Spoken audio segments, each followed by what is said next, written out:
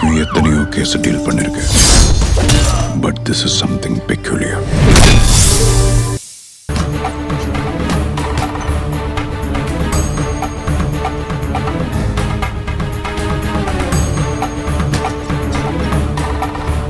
ஏய், என்னடி ஆச்சு உனக்கு?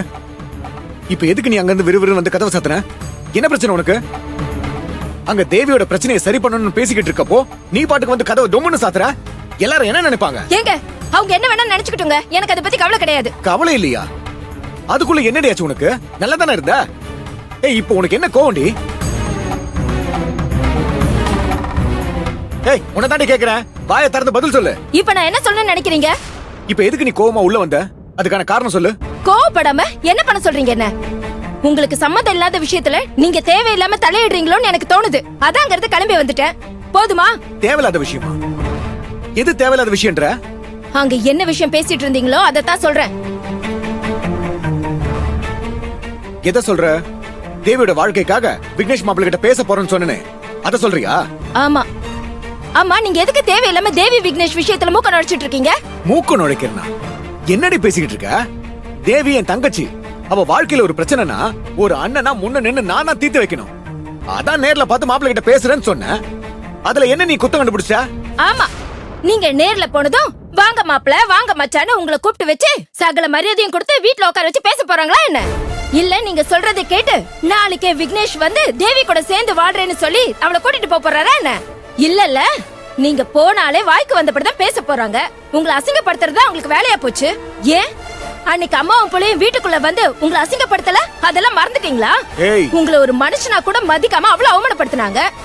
அப்படிப்பட்டவங்க கிட்ட வீடு தேடி போய் பேசணும்னு சொல்லுவீங்க. அத நான் கேட்டுக்கிட்டு போயிட்டு வாங்கன்னு சொல்லி வழி அனுப்ப சொல்றீங்களா? இத பாருங்க, என்னாலலாம் என் புருஷன் யார்கிட்ட போய் அவமானப்படுறதெல்லாம் பாத்துட்டு இருக்க முடியாது. இது பாருங்க, இது வரைக்கும் வாங்கின ஏச்சு பேச்செல்லாம் போதுங்க. இப்பதான் ஹோட்டல் ஆரம்பிச்சு கொஞ்சம் நல்லபடியா போகுது. அதுல உங்க முத்த கவனமே இருக்கட்டுமே. அதை விட்டுட்டு தங்கச்சி வாழ்க்கை தம்பி வாழ்க்கைன்னு இந்த விஷயத்துல கோட்டை விட்டு தொலைச்சிடாதீங்க. கண் சிமிட்டுற நேரத்துல பொம்பளை பிள்ளை வளர்ந்துகிட்டே போறா. அவளுக்குன்னு கொஞ்சம் சேர்த்து வைக்கிற வழியை பாருங்க. தேவையில்லாம கண்டவங்க கிட்ட எல்லாம் போய் பேச்சு வாங்கிட்டு இருக்காதீங்க. என்னது கண்டவங்களா? ஏய், என்ன பிரச்சனை வந்தாலும் அவர் இந்த வீட்டு மாப்பிள்ளை என் தங்கச்சியோட புருஷன். அதை மறந்துடாத. ஏதோ எதிர்பாராத விதமா குடும்பத்துக்குள்ள அடுத்தடுத்து பிரச்சனை வந்து தேவியும் மாப்பிளையும் பிரிஞ்சு இருக்கிற சூழ்நிலை ஆயிடுச்சு. அவளோட வாழ்க்கை என்ன ஆக போதோ ஏதாக போதும் தெரியாம குடும்பத்துல இருக்கிற எல்லாரும் தவிச்சு போயிருக்காங்க. அதெல்லாம் உனக்கு தெரியும்ல. நீ இந்த வீட்டுல தானே இருக்க, தேவியை பார்த்துட்டு தானே இருக்க. புருஷனை பிரிஞ்சு புள்ளைய பிரிஞ்சு அவ படுற கஷ்டத்தை கண்ணு முன்னாடி பாத்துக்கிட்டு எப்படி ஒரு அண்ணனால சும்மா இருக்க முடியும்? இத பாரு, கஷ்டமோ நஷ்டமோ புருஷன் பொண்டாட்டியா நாம ரெண்டு பேரும் சேர்ந்து வாழ்றோம். கையிலும் எழில் மாப்பிளையும் சேர்ந்து வாழ்றாங்க. அன்பும் ஷாலினியும் ஒன்னா வாழ்றாங்க. ஆனா தேவி மட்டும் புருஷனை பிரிஞ்சு வாழ்ந்துகிட்டு இருக்கா. அவ நிலைமை யோசிச்சா நிம்மதி எனக்கு தூக்கம் கூட வர மாட்டேங்குது. எல்லாம் தெரிஞ்சும் உன்னால எப்படி இப்படி எல்லாம் யோசிக்க முடியுது?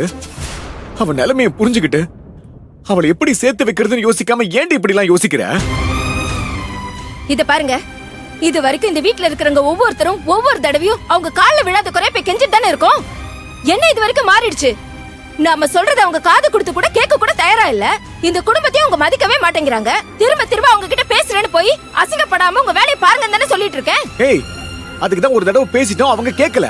அவங்க மனசு மாறலன்னு சொல்லிட்டு தேவியோட வாழ்க்கை எப்படியாவது போகட்டும்னு விட சொல்றியா? ஏங்க, எனக்கும் தேவி வாழ்க்கை மேல அக்கறை இருக்குங்க. அவ புருஷன் கூட சேர்ந்து வாழ நானும் ஆசைப்பட மாட்டேன்னா என்ன? ஆனா நீங்க போய் அங்க அசிங்கப்படுறது எல்லாம் என்னால ஏத்துக்க முடியாதுங்க. ஏய், இது அக்கறை இருக்கிறவங்க பேசுற பேச்சாடி. தங்கச்சி வாழ்க்கைக்கு கூட பிறந்தவங்க பேசாம வேற யார்கிட்ட பேசுவாங்க? யார் வேணாலும் போய் பேசிட்டுங்க, நீங்க அங்க போகாதீங்கன்னு தான் நான் சொல்றேன். யார் வேணா போய் பேசிட்டுமா? என் தங்கச்சிக்காக நான் பேசாம வேற யார் பேசுவாங்க? ஓ, இந்த வீட்ல நீங்க மட்டும் தான் இருக்கீங்களா பேசுறதுக்கு? இல்ல தேவி கூட பிறந்தது நீங்க மட்டும் தானா? அத கையில இருக்கால, அவ பாத்துக்கிட்டும்.